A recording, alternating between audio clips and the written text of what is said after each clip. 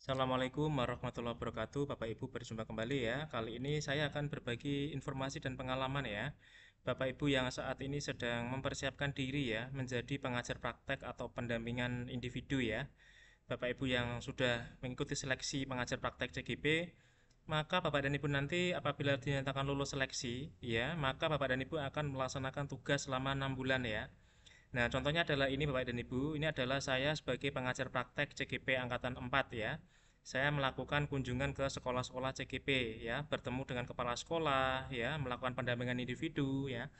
Bapak Ibu, di sini saya akan jelaskan ya terkait dengan tujuan pendampingan individu. Ya, ini adalah salah satu tugas pokok ya, pengajar praktek setiap bulannya mengunjungi sekolah-sekolah CGP, yaitu tujuannya adalah untuk membantu calon guru penggerak menerapkan hasil pembelajaran daring dan lokakarya sehingga calon guru penggerak mampu yang pertama mengembangkan diri sendiri dan juga guru lain dengan cara melakukan refleksi, berbagi, dan kolaborasi.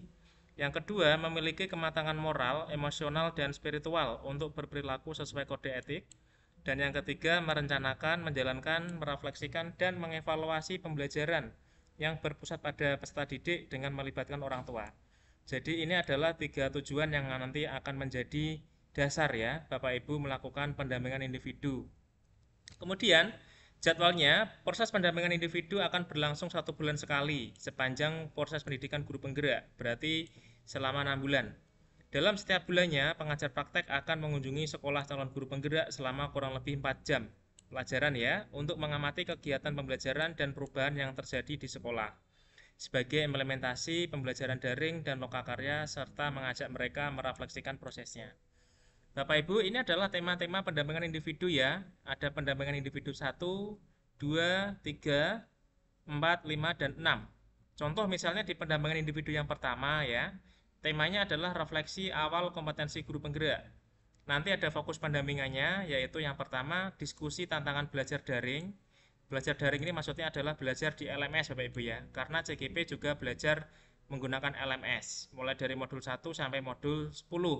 Nanti pembelajaran daring akan dipandu oleh fasilitator Bapak Ibu ya. Yang kedua, refleksi penerapan perubahan kelas sesuai pemikiran Gajar Dewantara. Yang ketiga, diskusi pembuatan perangkat portofolio. Bapak Ibu, perangkat portofolio ini artinya adalah Google Sheet ya. Jadi seperti ini.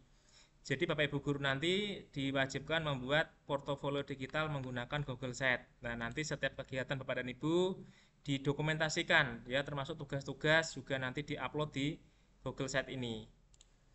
Kemudian yang keempat, diskusi peta posisi diri dan rencana pengembangan diri dalam kompetensi guru penggerak. Jadi ini adalah contoh Bapak Ibu ya, setiap pendampingan individu nanti akan ada tema ya, kemudian ada juga fokus pendampingan. Kemudian Bapak Ibu nanti nggak usah khawatir ya, Bapak Ibu pengajar praktek maupun guru penggerak nanti akan ada buku panduannya. Contoh seperti yang saya sampaikan ini adalah buku pendampingan individu. Nanti akan ada langkah-langkah pendampingan dan sebagainya. Bapak Ibu yang penting adalah Bapak Ibu mempersiapkan diri dengan baik ya, kemudian jangan lupa literasi membaca ya, karena membaca ini sangat penting ya, modul-modul seperti ini. Kemudian dan tidak kalah pentingnya juga adalah komunikasi. Jadi komunikasikan dengan CGP sebelum Bapak Ibu berangkat ya pendampingan individu. Misalnya 1 minggu ini Bapak Ibu akan ke sekolah mana saja, Bapak Ibu sampaikan ke guru penggeraknya ya, biar nanti Bapak Ibu bisa eh, berjalan dengan baik ya kegiatan pendampingan individunya. Bapak Ibu, itu informasi dari saya. Ini masih ada banyak ya, tema pendampingan 1, 2, 3, dan seterusnya sampai nanti pendampingan individu yang keenam. Kemudian ini adalah persiapan pendampingan individu Bapak Ibu ya. Yang pertama adalah lakukan koordinasi dengan penyelenggara program pendidikan guru penggerak terkait dengan jadwal pendampingan. Nanti akan ada jadwal dari pusat Bapak Ibu ya. Jadi tidak usah khawatir, kira-kira jadwal pendampingan individu itu di tanggal berapa, di bulan apa, nanti akan ada jadwal dari koordinator.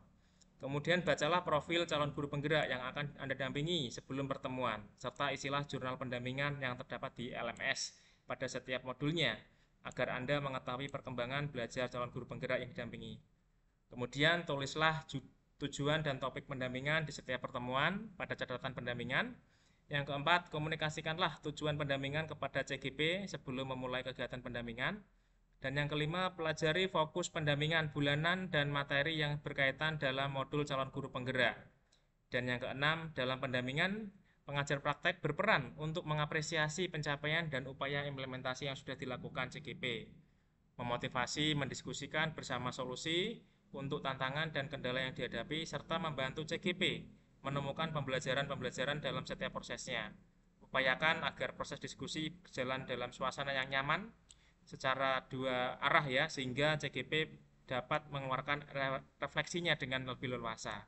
Ya Bapak Ibu silahkan dilaksanakan dengan baik ya, pendampingan individunya yang nyaman, santai tetapi tetap bermakna.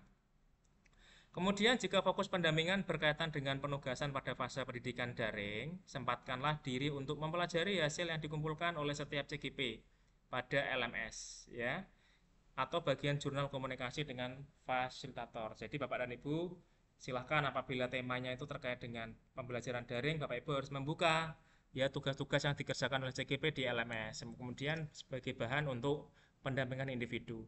Yang kedelapan, baca kembali catatan-catatan pada jurnal pendampingan atau coaching log untuk mengetahui pembahasan pada pertemuan sebelumnya.